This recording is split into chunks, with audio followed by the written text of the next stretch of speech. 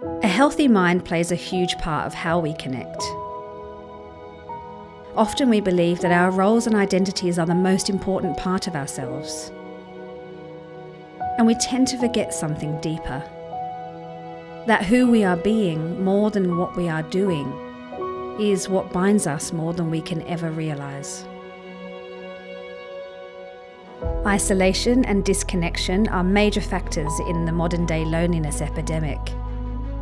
And so we asked the Humans of HIF to join us in a social experiment for Mental Health Week. Faced with 6 different identities to choose from, we asked them to pick the one they identified with the most. I think it's really important for us to recognise that if we're looking at what it takes for us to connect to one another and what it takes for us to be more connected, then sometimes we might have to transcend a label, but that can be really uncomfortable. So it's okay to fit in, and it's also okay to stand out. And I do think it comes down to, like, who are you and what do you believe is important. Because when we have that, we can connect so much more deeply outside of ourselves. I truly believe that when we have a stronger sense of who we are, even when we're a bit frail, and even when we're a bit fragile, we're able to connect more, we can see each other more.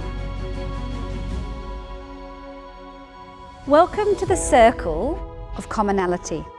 In this circle, our human traits outweigh the labels that we give ourselves. Because you just allowed yourself to remove yourself from one label and come into a place that's a lot deeper. The trait of humans, the characteristics of humanity, far outweigh any label that we'll ever give ourselves. Who we are being is more important than how we stereotype ourselves. So we are more common than we think.